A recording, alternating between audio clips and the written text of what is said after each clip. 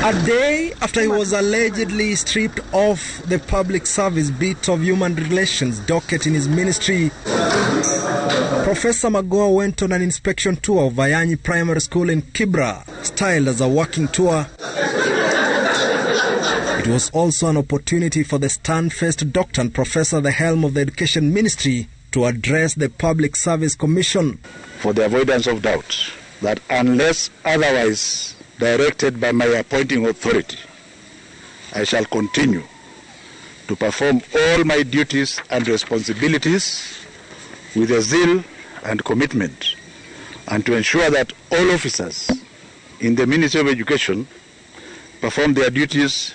In reference to the Eldoret incident where it is alleged he demeaned a top education officer, Magoha asked Kenyans to contextualize every action and reaction he has taken in the course of discharging his duties, warning those rushing to pronounce judgment.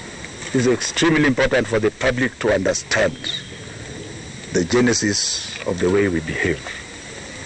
When I went to a school where I had been told by my officers that desks had been delivered to 5 schools, on inspection I only found desks in 2 schools, and those desks were not manufactured according to specification, and therefore we decided to start verifying 100% inspection, which we are doing here. And while the Kenya Union for Post-Primary Secondary Education Teachers had asked the CS to apologize, some members of the Education Committee in Parliament have questioned the role of PSC in issuing the directive to the CS.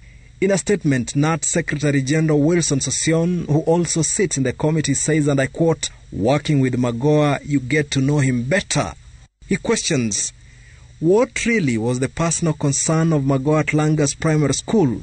Asking questions to his field officers, a minor thing is being blown out of proportion, and examination cartels whom the CS has successfully managed to wipe out now want him out. Sentiments seemingly shared. Public Service Commission is a department within another ministry. So I don't know how, where, and when they got the audacity to send circulars to another cabinet secretary, yet circumventing their own cabinet secretary who is on a linear scale with Professor Magoha. It would appear that the directive issued by the Public Service Commission was only good on paper.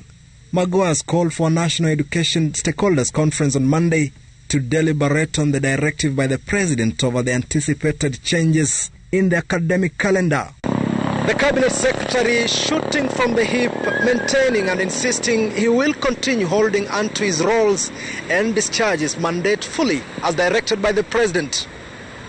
Makori Ongechi, Citizen TV, Nairobi.